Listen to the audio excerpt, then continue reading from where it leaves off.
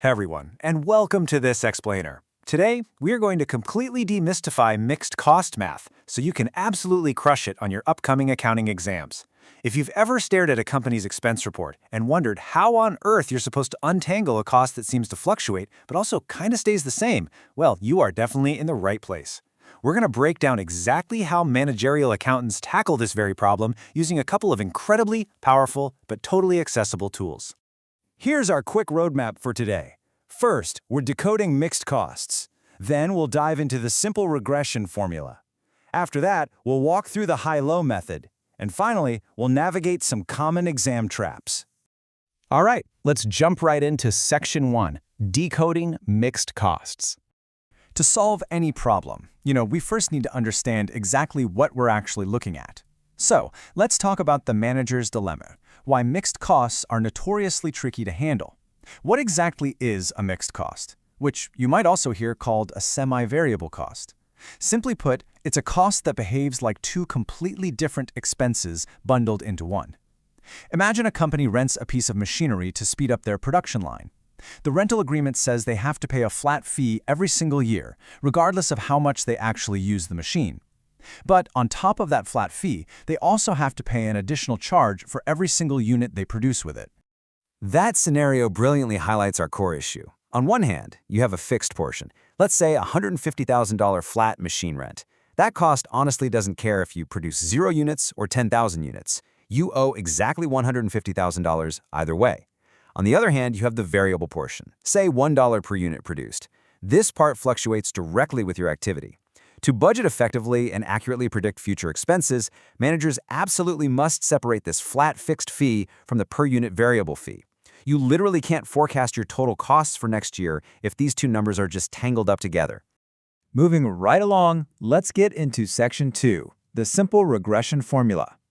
Now that we know what we're up against, let's introduce our very first analytical tool. We're going to use simple linear regression to draw a straight line right through our cost data. And here is your blueprint, y equals a plus bx. Now, I know that might look like abstract algebra straight out of high school, but I promise you it's actually a highly practical business formula for estimating a mixed cost function. It's just the algebraic formula for a straight line, and it is going to be your absolute best friend in cost accounting. What's really fascinating here is how we translate that purely mathematical equation into real-world accounting. Let's break down exactly what y, a, b, and x represent. Y is your dependent variable, that's your total cost. A is your y-intercept, which in accounting terms is your total fixed cost. B is the slope of the line, and that perfectly represents your variable cost per unit. And X is your independent variable, which is your activity level, things like units produced or machine hours. Let's apply this to an example. If a firm's linear regression analysis determines their fixed costs, RA, are $420,000, and their variable cost per unit, RB, is $32. What happens if they plan to produce 12,000 units, which is our X? Well, you just plug it in. $420,000 plus $32 times 12,000 units gives you a forecasted total manufacturing cost, RY, of $804,000. It really is that direct. So the crucial takeaway here is why we use this. Simple regression matters because it statistically separates those fixed and variable portions using calculus to find the absolute best straight line that fits a set of data points. It's considered an incredibly rigorous way to quantify these costs, making it a powerful tool for managerial planning and budgeting. Just keep in mind, though, it operates on one major assumption, that past relationships are a valid basis for future projections. Which brings us to Section 3, the high-low method. So what if you need a quick and dirty alternative to calculus-based regression? I mean, what if you don't have a sophisticated statistical software tool sitting in front of you during a tough exam? Enter the high-low method. This is a brilliant shortcut that generates a regression line using only 2 data points. We are going to master this right now by walking deliberately through 3 specific steps. Following step 1, we isolate our lowest and highest points of activity from our dataset. Notice I said activity. In April, our low month, we ran machines for 800 hours at a total electricity cost of $400. In September, our high month, we ran machines for 1,300 hours at a total cost of $600. The absolutely crucial part of step 1 is finding the difference between these two extremes. The increase in activity is 500 hours, and the corresponding increase in total cost is $200. Now, let's move to step 2 and see how this builds. We divide the change in cost by the change in activity. So, taking that $200 increase in cost and dividing it by those 500 additional hours gives us 0.40. This is our variable cost per machine hour. Think back to our regression formula. We literally just found B. Finally, we're at step 3.